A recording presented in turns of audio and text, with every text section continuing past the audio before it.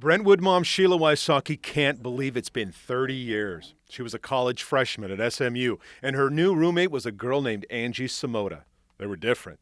Sheila was dyslexic on full scholarship. Angie was wealthy and learning came easy. Nevertheless, they became instant friends. I just ended up relying on her, and she ended up relying on me. But in 1986, horror entered their lives. Angie was raped and murdered. 18 stab wounds. So grisly, at first, police believed her heart had been removed. There were suspects, but no arrest. You didn't know if it was somebody that you were dating or somebody in your group. You didn't know who had murdered her. It knocked me out of college. Out of school, but still on the case. For 2 years, Sheila met with police, even met with suspects and kept notes. But then she met her husband, got married, and moved to Nashville, started a family, never forgetting her dear friend Angie. Years passed, but the memory never did.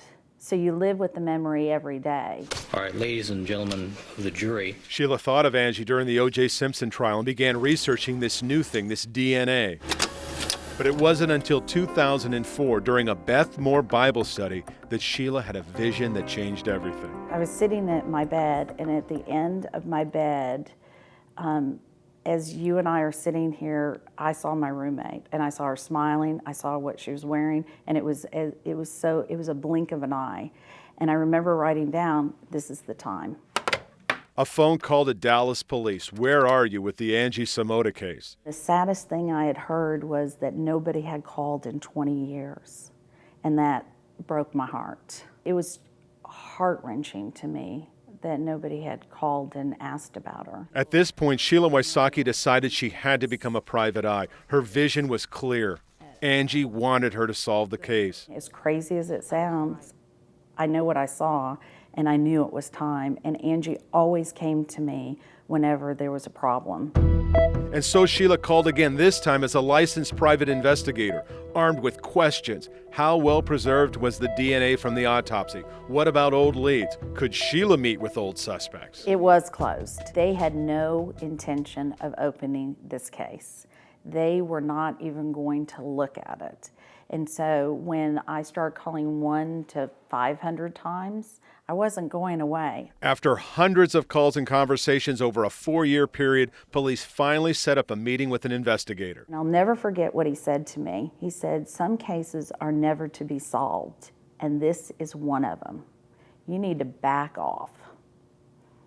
And I thought at that moment, I am not backing off.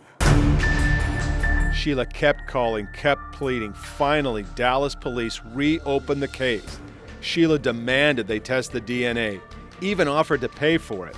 Police relented, tested the DNA, and found a perfect match. 5-time convicted serial rapist Donald Bess. Sheila finally put a face to the murder that haunted her. I felt like the room was full of evil. I've never experienced something so big and horrible in my life. And I thought, that is the last person that she saw. He's a beast of a man. And it just broke my heart. Donald Bess was found guilty of the murder of Angie Samota and sentenced to death. It was the one and only cold case solved by Dallas police in 2010. Or maybe it was the one and only cold case solved by Brentwood private eye Sheila Wysocki. I always think that I wasn't meant to go to college. The only reason I think I went to college is to meet Angie. Sheila retired her license after the Bess conviction. It was a one-case career, and really was never about being a private eye. She was my friend, and that's what friends do. Why wouldn't I? And it seemed to me nobody else was doing it, and we have to start standing up for people.